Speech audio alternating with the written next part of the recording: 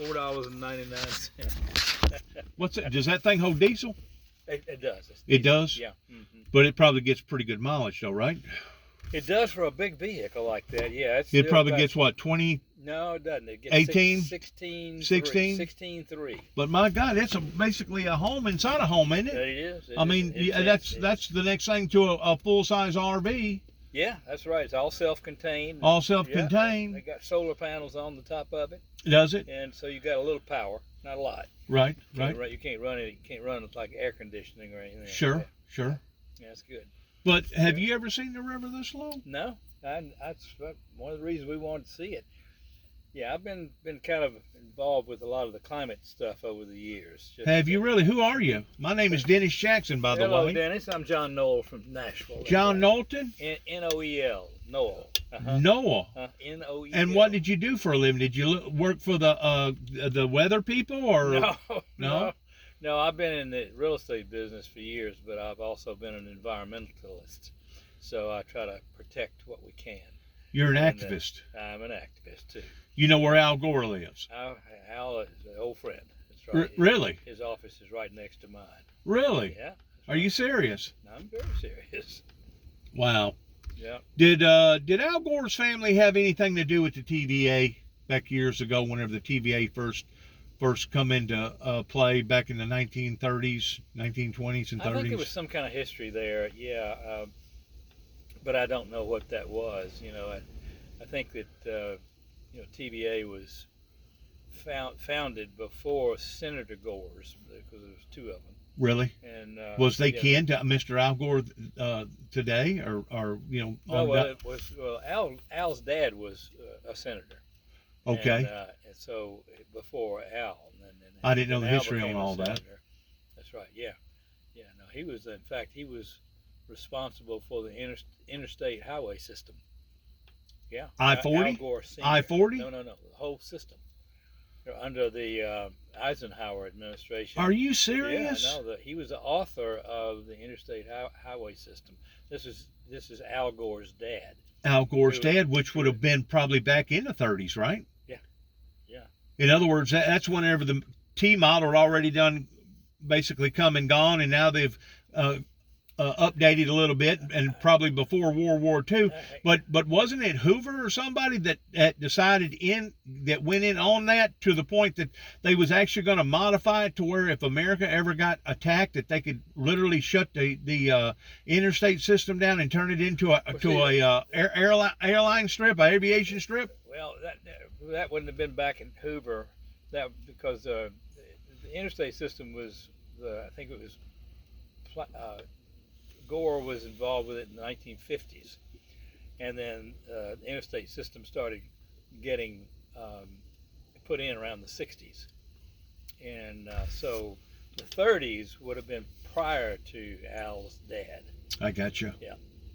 I got you. I don't know the history of TVA and all that. Yeah. Well, they basically, Congress basically handed them a blank check and said, do what you need to do. Yeah. You know, that's whenever Congress has been handing out a lot of blank checks. Boy, hadn't they though? I'm going to tell you what, I don't know where all this is heading. Do you, sir? No. It's kind of scary, isn't it? It is.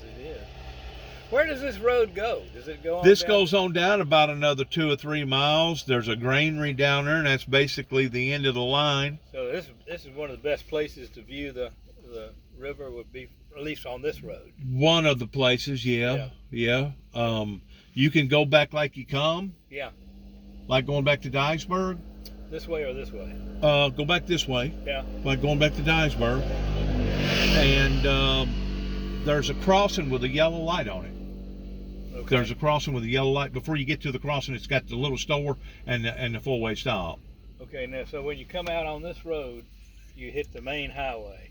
So you take a left? No. No, you take a right. Okay, so we hadn't been that way. Right. Okay. You take a right, and that'll take you to the backside of Dyersburg. There's actually a little town down in there. I forgot the name of it. At one time, it was more predominant than Dyersburg. That's not Tiptonville, No, it ain't Tiptonville. It's now just a unincorporated community. But of course, you know what made these towns? The towns was the rivers Oh, yeah, at one absolutely. time. Yeah. But whenever they brought in the interstate, which I guess was right around World War II era, Yeah. I-40, that's whenever Dyersburg started multiplying right there off the I-40 right there, or off of, not I-40, but off of that other interstate change right there. Yeah. There was another interstate change. It basically went across the river right there. Yeah. Now, I don't remember the dates on it, but yeah. But you're Al Gore's neighbor, huh? Yeah. Do you live beside him or over there in that No, same neighborhood? No. That's a pretty swanky neighborhood he lives in Yeah, over that's there. right. Going back over there toward, I guess that would be in the Bellevue area? No, be Belmead area. The Belmead area. Yeah, very close. Because you can go to the Belmead area and then take the back road and go all the way down to the Civil War town. What's the name of it? Franklin. Yeah. Isn't that beautiful down through there? That's a good little ride down through there, isn't it? Yeah, it is. It's a good ride. I've had some involvement in that over the years. That's right. Yeah. Do you got any property out there or anything? You said, have. You said you was into real estate. Mm-hmm. Do you sell real estate, buy real estate, and sell real estate? Is that what you do? Yeah, both. You flip it? No, I'm not really a flipper. I'm a renovator. You're a renovator. I got you. I buy it cheap and fix it up. I got you. You probably knew at one time elderly lady. She passed away. I think COVID got her. Miss Bobby Sue Throneberry. It's a very unusual name. I'm pretty sure you would remember that name. I remember the name. I do. I don't think I ever knew her. She owned about 12 or 15 homes there in Nashville. Yeah. Not too far from where I was talking about, where they built that a mall right there on the other side of that police station. As soon as you turn off the exit, right there where the country store is. She lived in that area. She in a hurry? Yeah. Well, we're bird watchers, so we're trying to get to a place so we can see some birds somewhere. But while it's still daylight, you're burning sunlight. But isn't that odd though that you can look across there and you can tell just exactly how far the river actually expands? It goes all the way to that tree line over there whenever it's rolling like it should be. It's pretty amazing. It's quite a sight. I just wanted to come down here and see history being made. Absolutely, That's no right. doubt about it. Yeah, the planet's changing, and everything we're doing is not helping it. So. Sir, I believe that the planet is heating up from the inside out rather than the outside in. Well, you're not on top of science. Science won't make it work that way. Why not? Because what happens is when you put the carbon dioxide and it goes up, the molecules react with the upper atmosphere, and it begins to essentially block what the radiation of the Earth used to go out, and it hits that blockage and bounces back down. So that's why they call it the greenhouse effect, is that the heat can't really get out like it used to, and that's all because of us burning fossil fuels. Fossil fuels and putting carbon dioxide gases into the atmosphere, right? It's actually warming up the atmosphere, and that's one reason why. It's the way the molecules react with each other, and the carbon dioxide, which you can't smell and you can't see, it is a gas. Have you ever had anybody explain to you that if you was to go back into the early 1900s, before we started burning fossil fuel, and multiply all the barrels that we've ever drained out of the ground, you could probably fill up the Grand Canyon several times, and I'm not just talking about to the Hoover Dam. I'm talking about all the way to the top of the rim of the Grand Canyon. You're talking about with oil? Yes, with oil. Oh, I'm sure. Yeah, God, I don't know. I don't know the calculation, but that doesn't surprise me. But do you think that oil was put there for a friction reducer? You know, we put things in parts all the time. I mean, if you used to drain all the oil out of your automobile, it wouldn't run but a very short length of time. Your planet is constantly in motion. It's either going this way, up and down, or it's going sideways. You got them platelets. It's constantly moving and stuff. And whenever you take away that oil, you're adding the friction. Friction creates heat. Okay, and the oil was also put there to eliminate the heat from the center of the core of the Earth of it expanding. So can you not see that the Earth is actually heating up from the inside out? Well, you have measurements. You have science. And you have sophisticated measurements. Both of the things. I'm saying it's both. I'm saying it's both. And we're doing both. It's also affecting that apart too. I think whatever the heat was that's in the earth right now is always been fairly constant. And so whatever we've had it for thousands of years. So you're thinking it's just because of all these inventions as far as moving parts. I mean, you can take like a motor on the back end of a ice box and put your hand against it whenever it's running, and you can't hardly hold your hand there but maybe a second or two, because you're putting out artificial heat right there. And if you get to looking at all the trillions and trillions and trillions of gizmos and gadgets and inventions that mankind has ever built, we are creating artificial heat on this planet. Oh yeah, no question about it. But the main thing is the release of carbon dioxide and other gases too. Methane is probably 20 to 40 times. I was told that science actually knew back about 50 years ago that we was distorting the atmosphere in the planet. 1950. 1950. Yeah, 1950. Sir, it's good talking to you. Good talking to you too, my friend. You take good care of yourself. Be good if you can. Yeah, I'm gonna give it the best try. That's tough for me. See ya. See ya.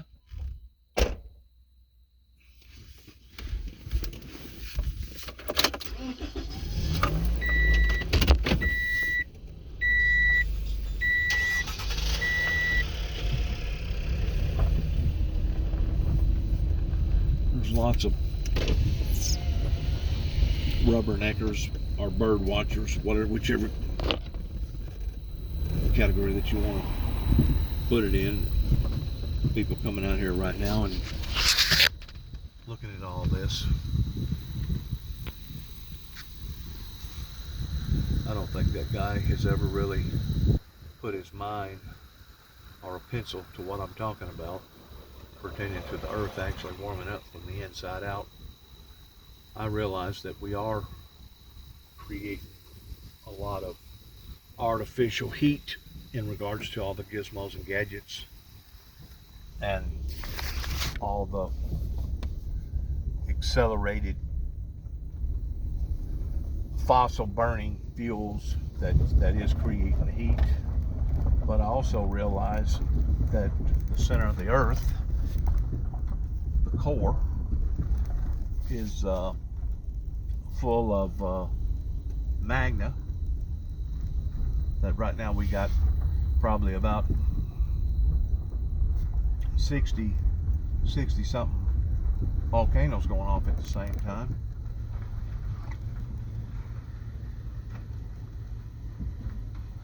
Y'all ever seen the river this low before? Well, we've seen it real low. It's about as low as I've ever seen it. Yeah. What's going on with that? I mean, I realize that it's been a dry year, but I mean, to see it, this makes, I think in my lifetime, I'm 61, this makes about the 5th time that I've seen it get tremendously low. And as far as it getting as low as what it is right now, it got that low in '88 is what they're saying. Yeah. But they're also saying that it's beating all-time records towards going back about 70 to 100 years ago, whenever they started keeping up charts. Yeah, I believe it's setting a record. All them operators right there that's just sitting there, I'm pretty sure they're still drawing a check. Probably so. But they ain't moving nothing, are they? No, they ain't moving nothing. They ain't moving none of that cargo up and down that river, are they? No, they're not. Is that thing right there, the 2 concrete pillars that's standing up right there, does that have something to do with the measuring, or has that got to do with the floating barge right there that comes up as the river comes up to where they can still get grain and work trucks in and out of there? Is that what that is? I think so. You know, that's forward construction. Oh, it is? That's forward? Okay. Yeah. Probably when it gets rock and stuff, I imagine. Right. Because they got a rock granary right up the road here, don't they? What's the name of that place? Choctaw. Choctaw. When did they name that place? Oh, well, that's just another name for them. It is. Yeah. Well, I was told that the community going into Dyersburg, whenever you go down there with the 4-way stop, with the little stores on the right, that was the originality of Dyersburg, basically, until they put in the major corridors around here, the interstates, and that's whenever basically Dyersburg moved up the road and started building building itself up over that way. Yep, it is. What's the name of that little community? I believe that's, no. Come to me now. I'm 71. It's hard to be. Well, you're 10. You got 10 years on me then. But this river's low. You know, I think we're supposed to get some rain Monday and Tuesday. It looks like it may rain tonight, or looks like it is. Yeah, well, it's wanting to, but you know, it's been dry up the river. But you know, to fill something like this right here up and get it back at its natural state, you talking about months of constant rain to ever get this thing back up where it ought to be. You know what I'm saying? Constant rain. They're saying that they're finding stuff on the banks that they ain't never found before. Oh yeah, that's what they say. A matter of fact, my son's in the concrete business, and right now with the river being low, they've got a demand right now towards concrete pumping trucks going down and extending their boat ramps to where it will go on down, into the water. That way, if it ever gets this low again, they won't have to worry about that again. Yeah, they'll have it. But what we're looking at over there, is that Missouri? That's Missouri. It is. All that over there is Missouri. But now it cuts off somewhere down that way, probably about 30 miles where it turns into Arkansas, right? Yep. Or maybe not 30 miles, probably more like 10 miles, huh? Oh, it's not far. You know, Good. That could be. That steel mill. You can see the lights from it. That from it, not too. 10 miles, you got Arkansas probably. Yeah. Yeah. On the other side of the river. Yeah. So we're right down here in the Delta. Yep. The Boot Hill. Boot Hill. The Boot Hill area, where them guys fought until finally the state gave up. He's gonna try to turn them Arkansasians. Yep. I mean, try to turn them them Arkansasians into something else. Yeah, Missouri kept. They got it. They fought for it though, didn't They they? fought for it. Sure did. Well, man, I didn't know if you've ever seen the river this low or not. Well, I probably seen it pretty close. You know, They seen it's breaking all kind of records down there in Memphis right now. Oh, it's breaking records, for sure. But you know, records was made to break.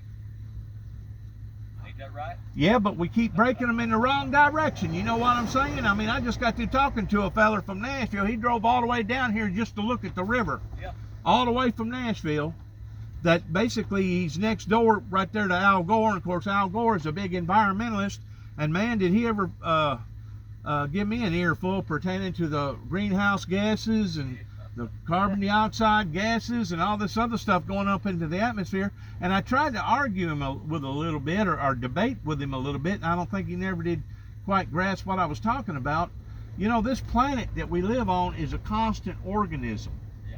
It's constantly shifting, it's in motion. You got platelets, it's moving. You got some of them going up and down, some of them going back and forth. And if you was to take all the oil that we have started draining out of the earth since the late 1800s, early 1900s, and if you was to combine all the trillions and trillions of barrels of oil, I guarantee you could probably fill the Grand Canyon up several times all the way to the top of the rim. I ain't talking about to the top of the dam, all the way to the top of the rim of the Grand Canyon. Well, whenever you continue to do that year after year after year after year, you're going to start affecting some things, especially whenever the oil was put there for a friction reducer, because we know that, because if you was to take all the oil out of your motor and try to drive down the road, you'd probably be lucky if you got 10 miles for it to lock up. You know what I'm saying? It'd seize. It would seize, okay? Well, whenever you got all them rocks rubbing against one another, that's creating friction.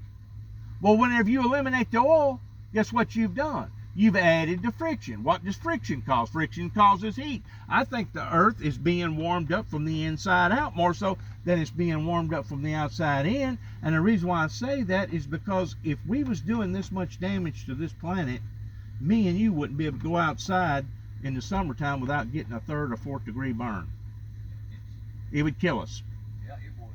And they cannot explain how come in the dead wintertime, even though the planet may become a little closer to the sun, but we tilt and we're actually furthest from the sun on the opposite side of the earth.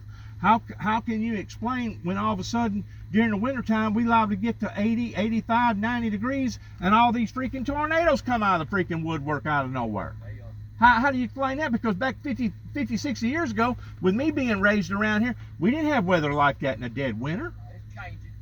It's changing. It is changing, isn't it? Yeah, it is. Well, we got to go, though. I got to have her at home at 4:30. Okay. I didn't mean to affect you. Oh, yeah, you had. I know I talked your ear off. I'm sorry. We'll see you. Take care now. Okay.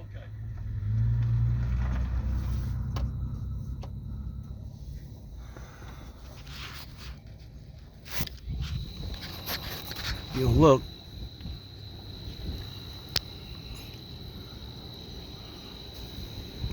Where it looks like a beach.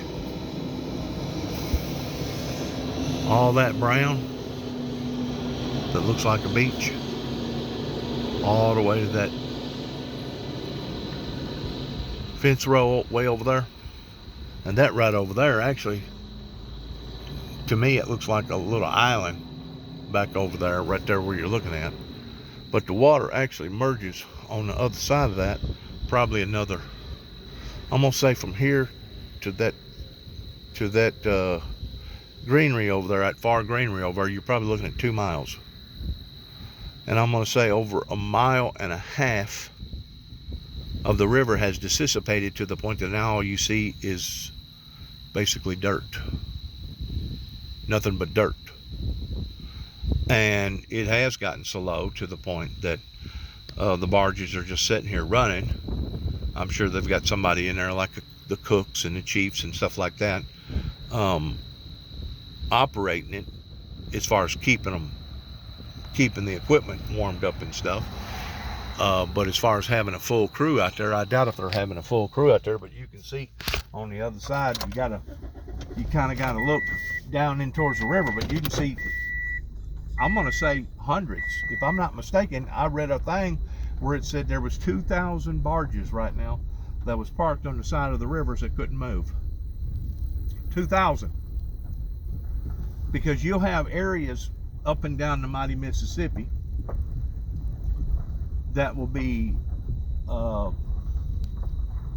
plentiful towards having a lot of activity towards construction outfits going in and out, and then you'll go for another 15 or 20 miles and you won't see nothing on either side, and then all of a sudden you'll see something on the other side that'll be another big outfit that's bringing in grain or bringing in coal or bringing in rock or bringing in whatever, basically a transporting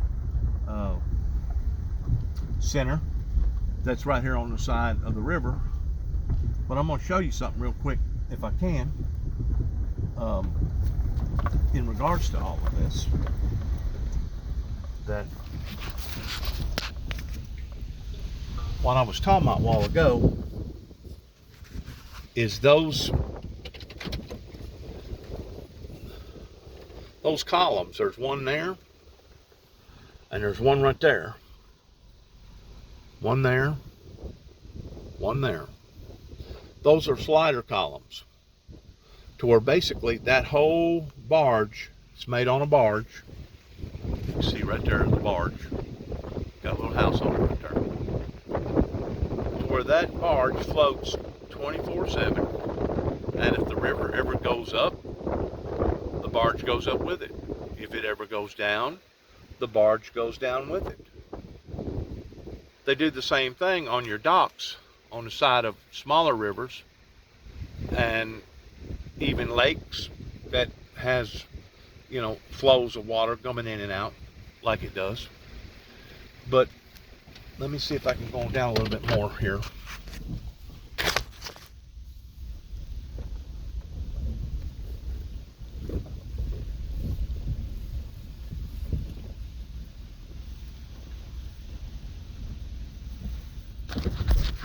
Can't really see it over here to this side where they've got some barges parked, but coming up here a while ago you can't see it because of all that rock right there.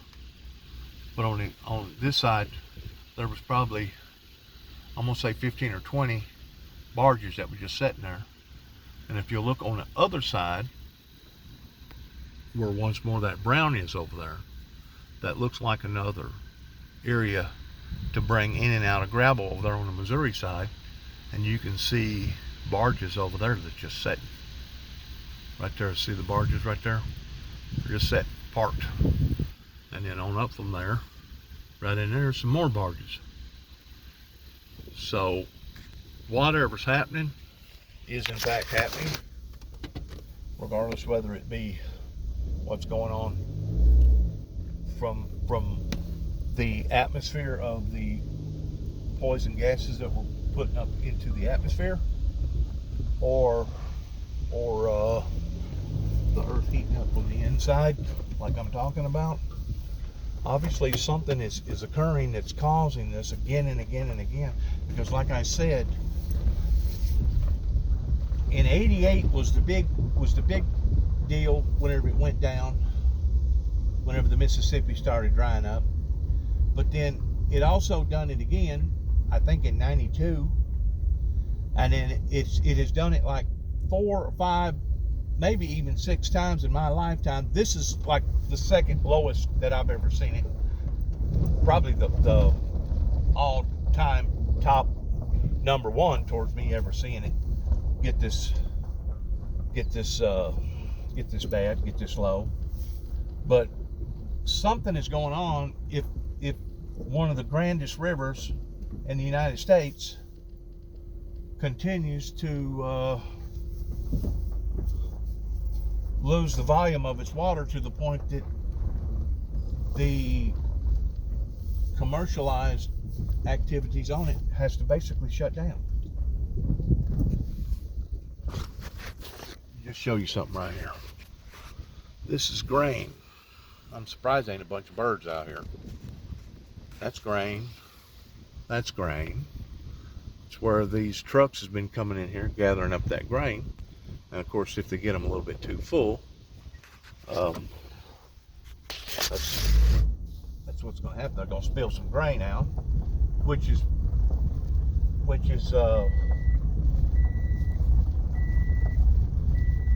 pretty natural whenever you're dealing with these big semis that gets filled full of this type of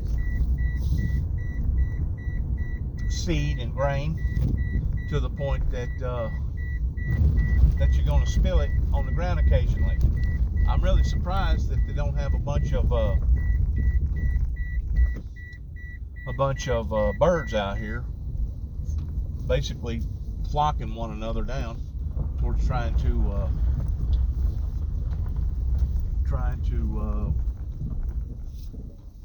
eat the grain. All right, this is another good shot right here of the river, right there. All that's that island right there that we were just looking at. That basically starts right there, goes all the way to right there. But on the other side of that island, that brown, up until you get to that green, is probably another half a mile to a mile. Whenever you get out and looking at places like this, it actually gives out an optical illusion, because you would think that it wouldn't be near that far. If you start walking it, you think, well, I should be able to get out there fairly easy, fairly quick. Next thing you know, you go to walking, and you'll realize how far it is, because it gives out an optical illusion, and it's actually a whole lot further than what you originally thought. It gives out an optical illusion because it's so massive, it's so big. Whenever I was down at the Pickwick Dam a couple times down there fishing and stuff, we would be like 2 miles away from the dam, but because the dam was so humongous, by looking at it from a 2-mile distance, you think, well, that's just up the road there, probably about another quarter mile or half a mile. And then once you get in your boat and you start going, it's like, wow, this thing's way on down here, isn't it? But of course, the dam keeps getting bigger and bigger and bigger as you get closer and closer. And like I said, it gives out an optical illusion. And there's a lot of things in life that does the very same thing towards looking one way, but in reality, it's another. A lot of stuff on the planet stars, moons, etc., gives out a optical illusion in thinking that it's this way, but in reality, it's something else. It has taken a long time for us to use sonar and stuff like that to be able to project not only depth but also height, to where now we can do a halfway decent measuring system with some of those newer devices, to where we can get more of an accurate reading towards just exactly how far the moon is, how far the earth basically drifts away from the moon before it starts coming back. And we have a whole lot better technology today than what they did in the 13, 14, 1500s. But in a way, even with our technology being like it is, to some degree, it's still a guessing game, because these massive deluges that's recently started coming out of nowhere towards these big floods, it hasn't been until basically the last 2 to 5 years that scientists has been putting their finger on the fact that the atmosphere has become much hotter above the clouds, which is causing the draw of what moisture that is going up into the first atmosphere below the clouds. But it's only been until just recently that they have figured out that the greenhouse gases is what is causing the deluges, because the moisture now goes up higher than what it did originally, okay? And by doing so, it holds more moisture, and whenever it does rain, a lot of times it doesn't just come a normal rain, it comes a flood. Down here on this ground road, I guess you call this a river road down here, towards a lot of farming and stuff. This is called bottom ground down here, and a lot of times the industry around here actually has the opposite effect. This year it's gotten tremendously dry, to the point that some of the crops, even in the bottomland, has hurt because of it getting so dry. But most of the time, what they got to worry about of it being so wet, it actually has a opposite effect. Rather than it being dry, it's entirely too wet, because you're down here in the bottomland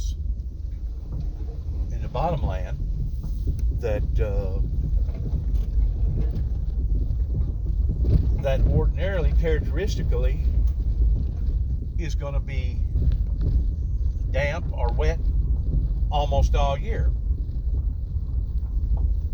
I think it's very, very hard for farmers that does farm down in these areas, towards them being able to get flood insurance, because they're more prone of flooding,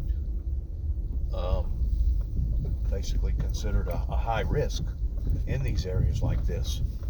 So whenever these farmers farm down in here, they actually take a worser gamble in not knowing what's going to happen from year to year, because A, they may not be able to get flood insurance, and B, if they do, it's going to cost them an arm and a leg, and C, they don't know from year to year of whether or not they're going to have a decent crop because of the ordinary wetness in the bottomlands, and plus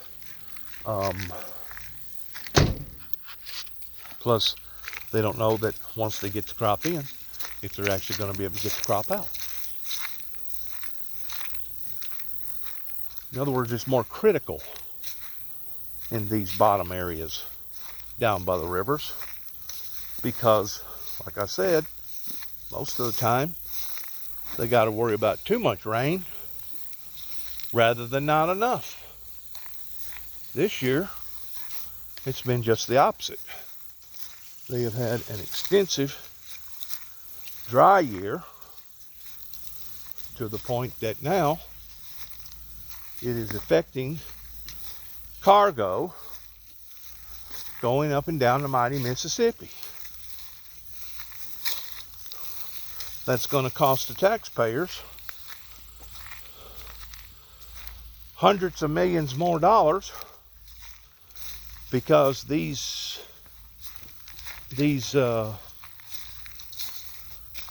shipping areas probably won't be able to consume this but for a very short length of time, and then after that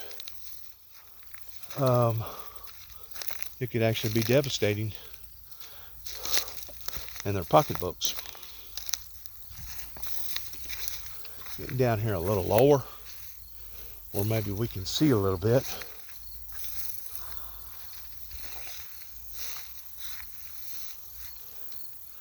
Somebody's truck was parked down here where I parked my car. See this cable? That's a cable.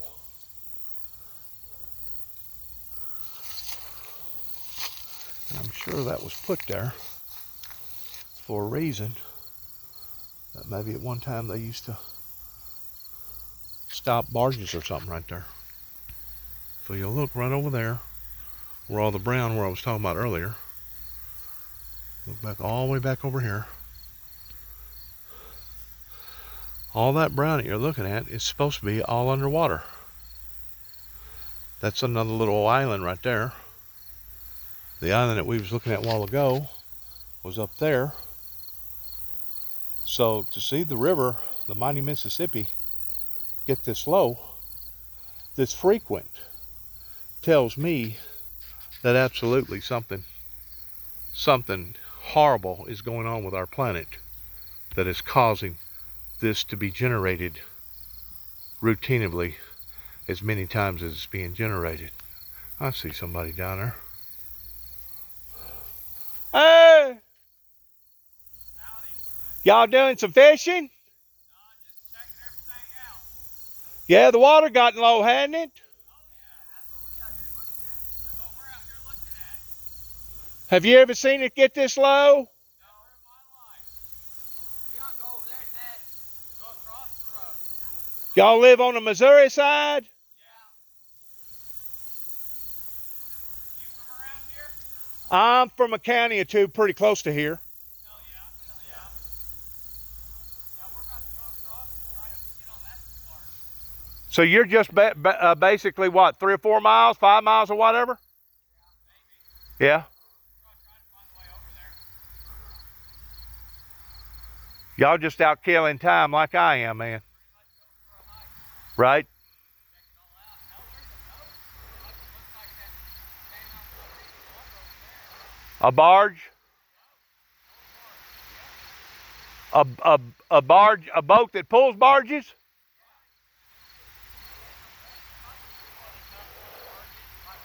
Well, that's Ford Construction right down here where all the barges are, this park, where you see all the boats.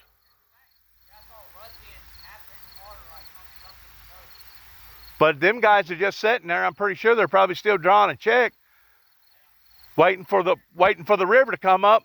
It may not come up all winter. You don't ever know. Yeah, but something like this right here, my God, it'd have to rain day and night for weeks and weeks and weeks to get it back up there where it should be.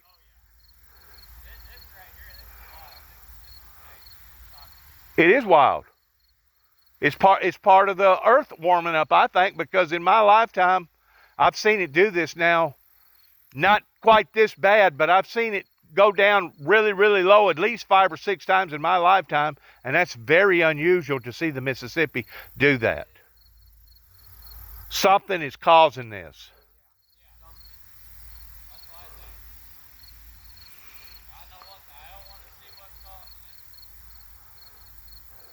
God showed me in 91 that, or in the early 90s, that we was going to have these events, and that was way before climate environmentalists ever jumped on top of it towards understanding that there was something actually happening with our atmosphere. God showed me that the Mississippi River was going to start to go dry in the early 90s. And people laughed at me. They made fun of me. They thought I was crazy.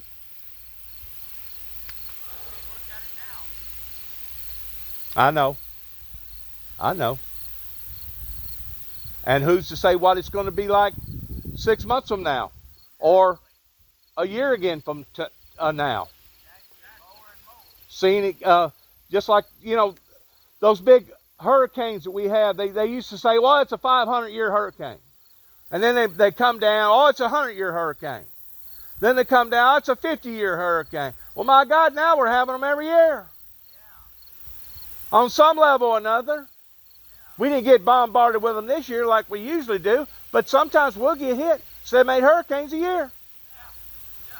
That will be devastating to America.